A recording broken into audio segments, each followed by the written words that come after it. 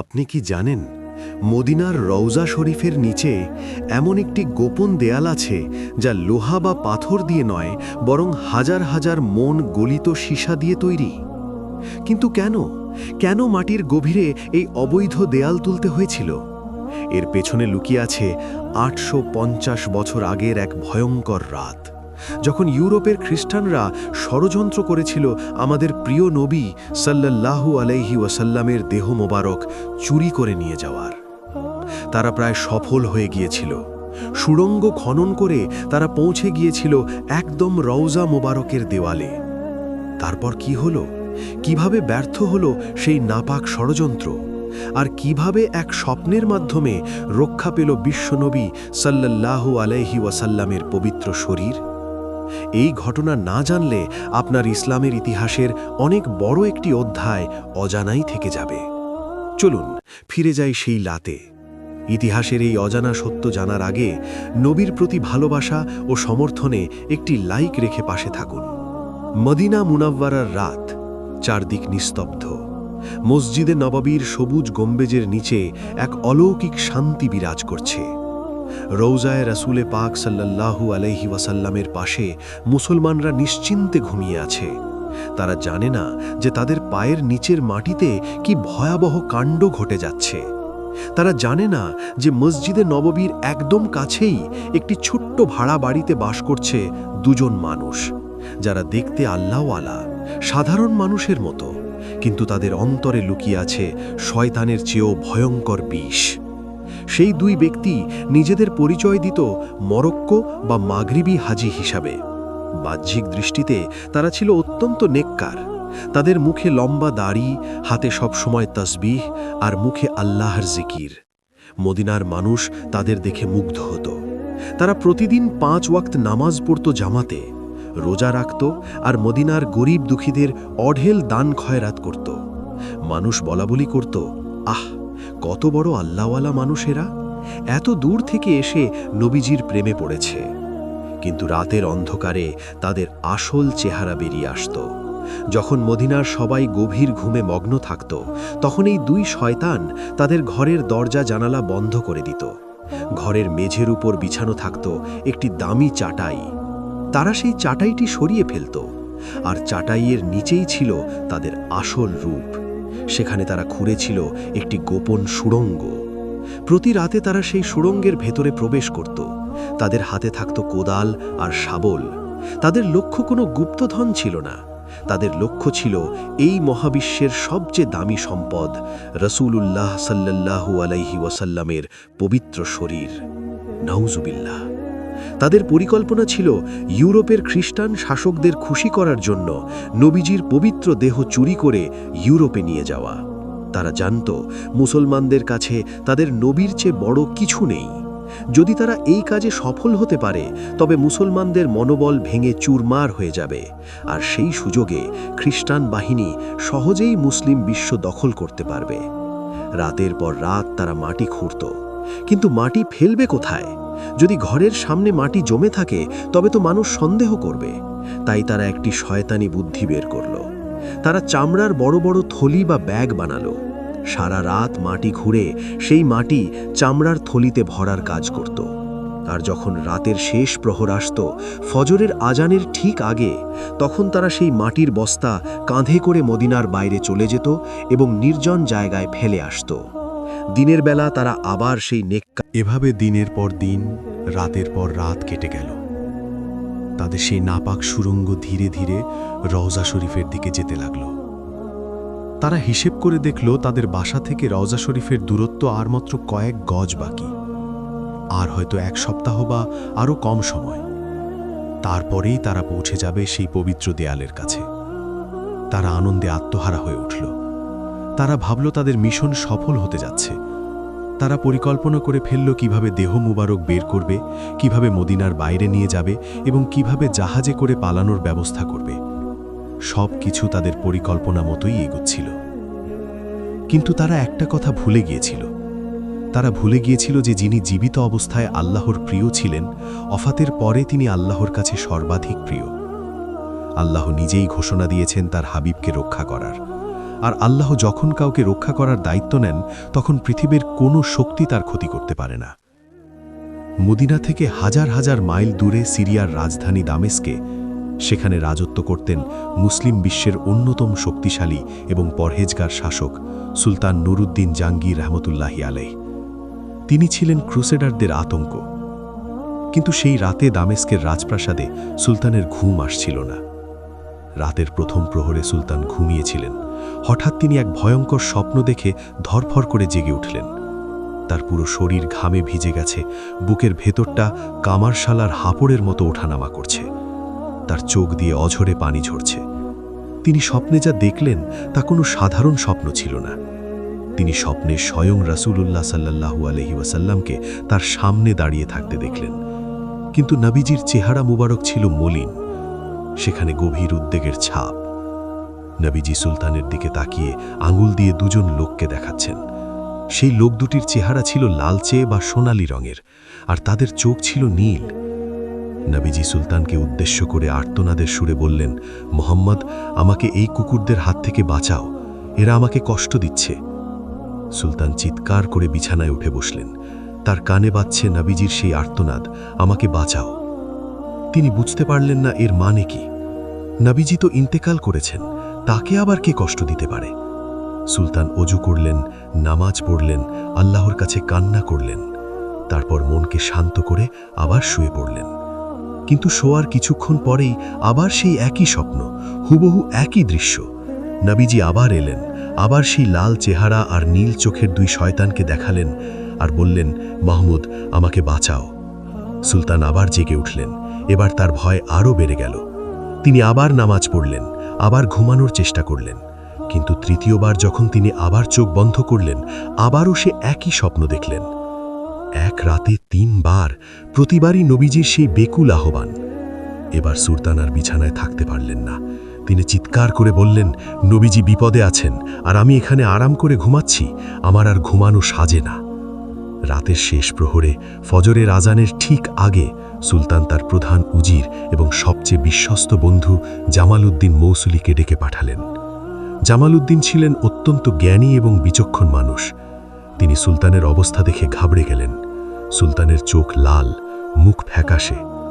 সুলতান কাঁদতে কাঁদতে উজিরকে স্বপ্নের কথা খুলে বললেন। তিনি বললেন, এক রাতে 3 বার নবীজি আমাকে ডেকেছেন। তিনি আমাকে ওই 2 নীল চোখের লোক থেকে তাকে বাঁচাতে বলেছেন। আমি এখন কি করব? এর মানে কি? উজির গভীর চিন্তায় মগ্ন হলেন। তারপর তিনি গম্ভীর কণ্ঠে বললেন, ইয়া সুলতান, এটি কোনো সাধারণ স্বপ্ন নয়।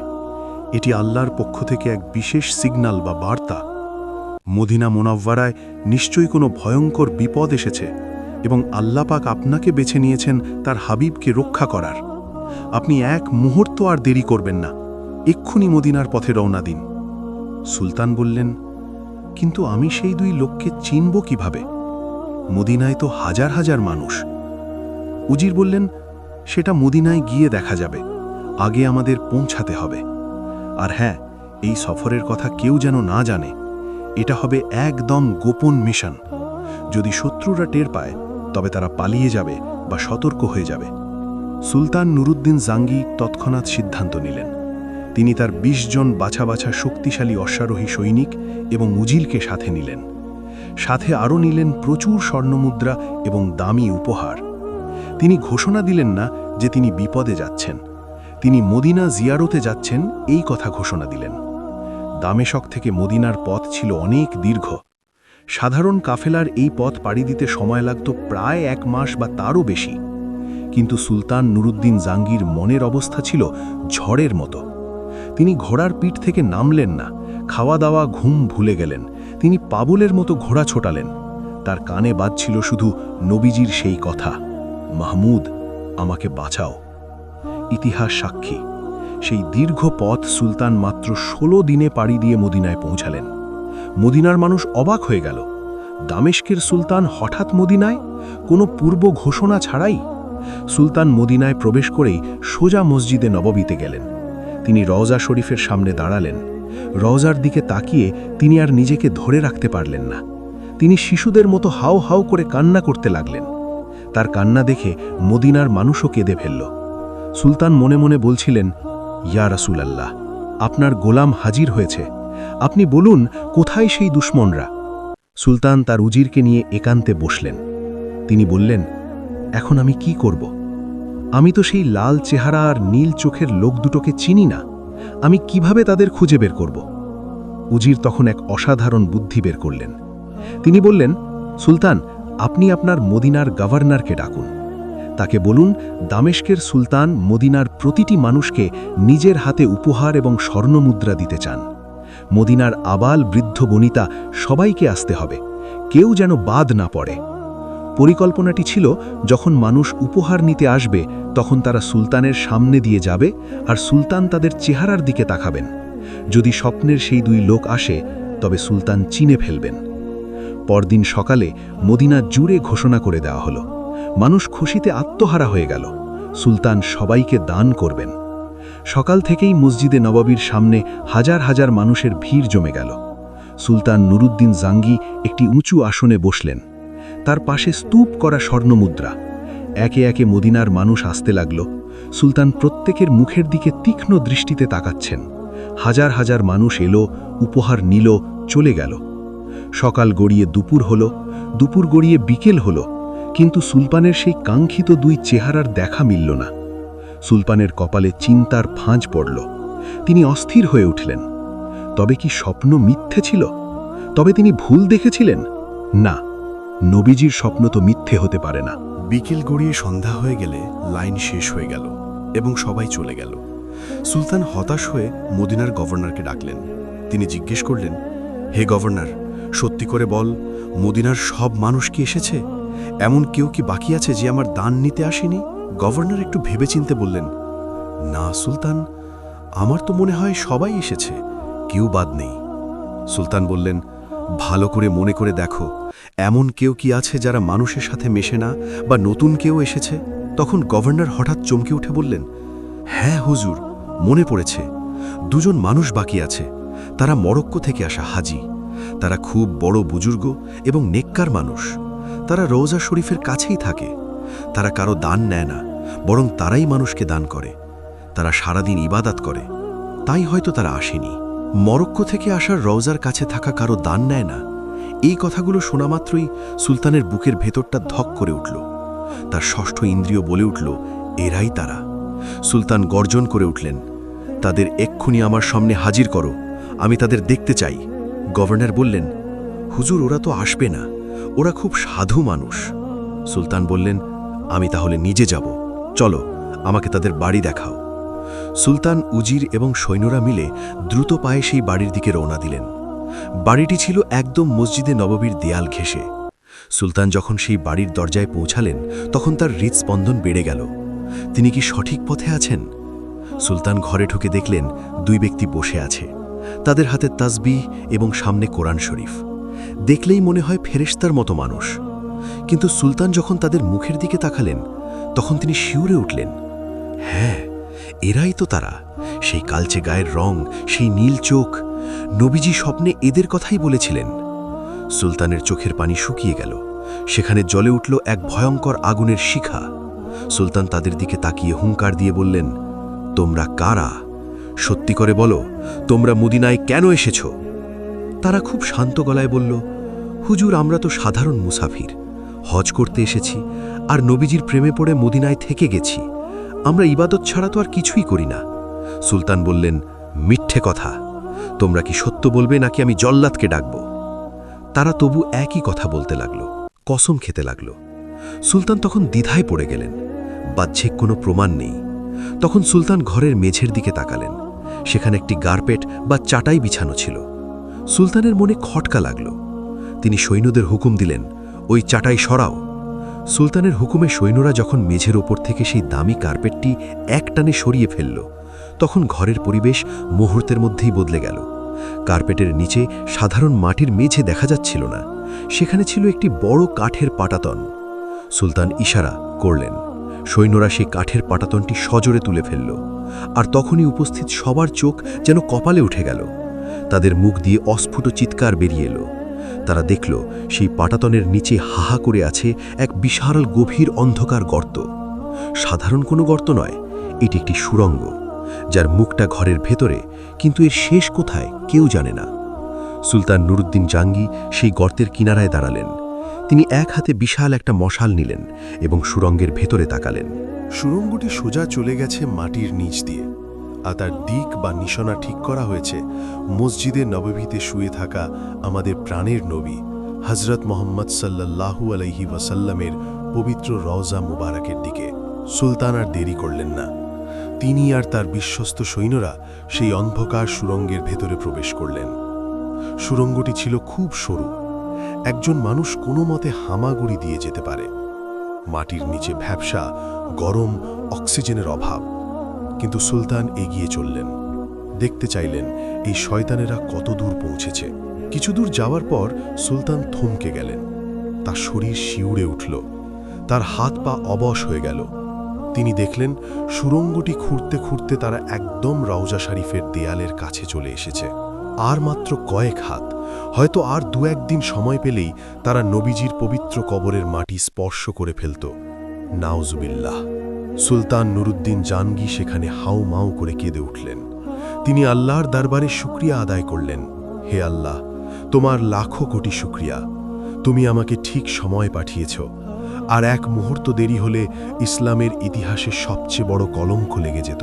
তিনি বুঝলেন কেন নবীজি তাকে স্বপ্নে বারবার বলেছিলেন, মাহমুদ, আমাকে বাঁচাও। বিপদটা যে এত কাছে চলে এসেছিল তা কেউ কল্পনাও করতে পারেনি। সুলতান সুড়ঙ্গ থেকে বেরিয়ে এলেন। তার চেহারা তখন রাগে আগুনের মতো লাল হয়ে গেছে।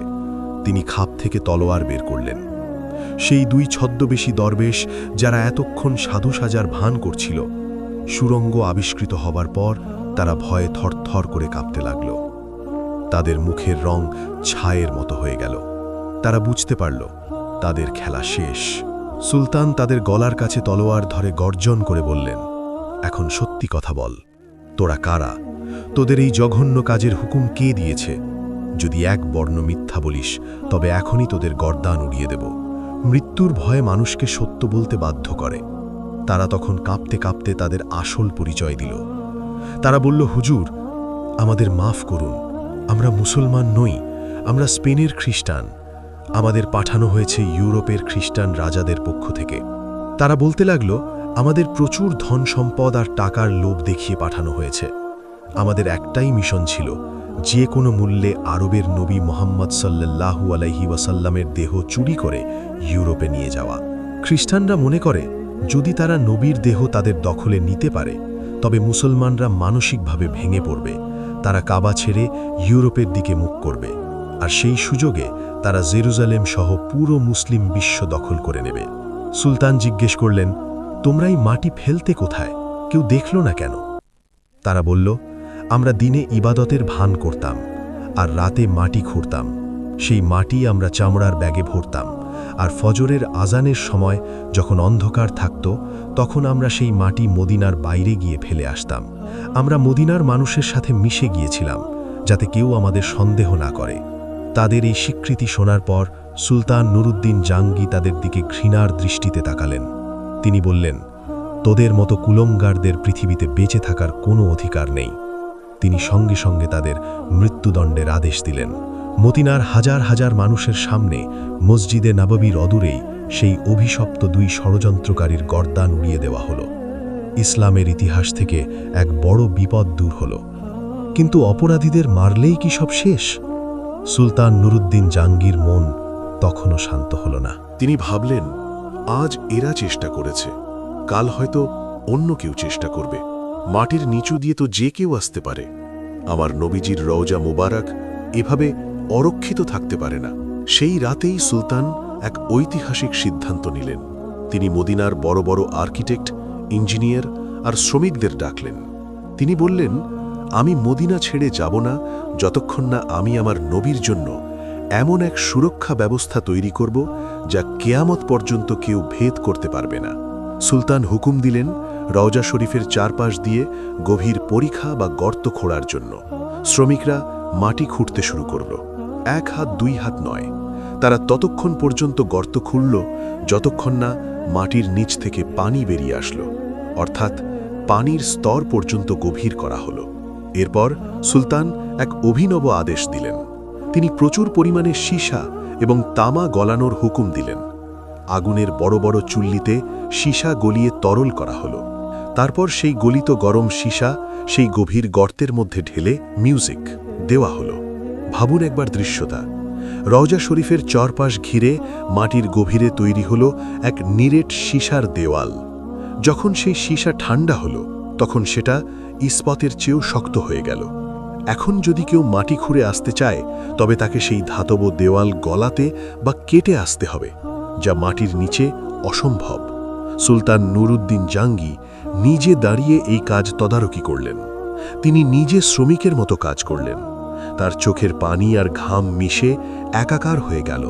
তিনি বলছিলেন, ইয়া রাসূল আল্লাহ, আমি মাহমুদ আপনার জন্য এতটুকুই করতে পারলাম, আপনি শান্তিতে ঘুমান। সীসার প্রাচীর তৈরি শেষ হল। সুলতান নিশ্চিত হলেন যে মাটির নিচ দিয়ে আর কোনোদিন কোনো শয়তান নবীজির ধারে কাছেও আসতে পারবে না। এই সেই ঐতিহাসিক দেওয়াল যা আজও মদিনার মাটির নিচে রওজা শরীফকে আগলে রেখেছে। সুলতানের এই কাজ শেষ হওয়ার পর তিনি মদিনার মানুষকে ডেকে সতর্ক করলেন। তিনি বললেন, মদিনাবাসী, নবীজির আমানত তোমাদের কাছে রইল, তোমরা সতর্ক থেকো। অপরিচিত কাউকে দেখলেই সন্দেহ করো। নবীর দুশমনরা কখনো বসে থাকবে না, কিন্তু ইতিহাস সাক্ষী, যুগে যুগে নবীজির এই পবিত্র দেহ মোবারক চুরির ষড়যন্ত্র করেছে, যদিও প্রতিবারই তারা আল্লাহর কুদরতে ধ্বংস হয়ে গিয়েছে। ইতিহাসের কিতাব ওয়াফা ওয়াফা এবং তারিখে মদিনায় এসেছে, নুরুদ্দিন জাঙ্গির ঘটনার আগেও মিশরের এক পাগল শাসক, যার নাম ছিল আল আল হাকিম আমিরুল্লাহ, সে দুবার নবীজির দেহ চুরি করার চেষ্টা করেছিল। প্রথমবার সে তার সৈন্যদের পাঠিয়েছিল, কিন্তু তারা যখন মদিনার কাছাকাছি এলো তখন হঠাৎ আকাশ কালো করে এক ভয়ঙ্কর ঘূর্ণিঝড় শুরু হলো। সেই ঝড়ের তীব্রতায় তার পুরো বাহিনীর দিক বিভ্রান্ত হয়ে গেল এবং অনেকেই মারা গেল। আল্লাহ বাতাস দিয়ে তার নবী শহরকে রক্ষা করলেন। দ্বিতীয়বার সে কিছু লোক পাঠিয়েছিল যারা মদিনায় এসে রওজার কাছে বসবাস শুরু করেছিল, কিন্তু মদিনার মানুষ তাদের হাবভাব দেখে সন্দেহ করে এবং তাদের ধরে মিউজিক ফেলে হত্যা করে। প্রতিবারই আল্লাহ প্রমাণ করেছেন সেই কোরআনের আয়াত, আল্লাহ তোমাকে মানুষদের অনিষ্ট থেকে রক্ষা করবেন। সুলতান নুরুদ্দিন জাঙ্গি মদিনায় তার কাজ শেষ করলেন। তিনি মদিনার নিরাপত্তা ব্যবস্থাকে আরও শক্তিশালী করলেন। যাওয়ার সময় হয়ে এলো। বিদায়ের দিন সুলতান শেষবারের মতো রওজা শরীফের সামনে এসে দাঁড়ালেন। তার চোখ দিয়ে দর দর করে পানি পড়ছিল। তিনি রওজার জালি ধরে শিশুদের মতো কাঁদছিলেন। তিনি ফিসফিস করে বলছিলেন, ইয়া রাসূল আল্লাহ, এই অদম মাহমুদ আপনার জন্য এতটুকুই করতে পারল। আপনি সাক্ষী থাকুন, আমি আমার জানমাল দিয়ে আপনার ইজ্জত রক্ষার চেষ্টা করেছি। কিয়ামতের দিন আপনি আমাকে ভুলে যাবেন না। মদিনার সমস্ত মানুষ সুলতানকে বিদায় জানাতে এলো। সবার চোখে পানি। যে বাদশাহ তাদের এত বড় বিপদ থেকে বাঁচিয়েছেন, তাকে বিদায় দেয়া ছিল খুব কষ্টের।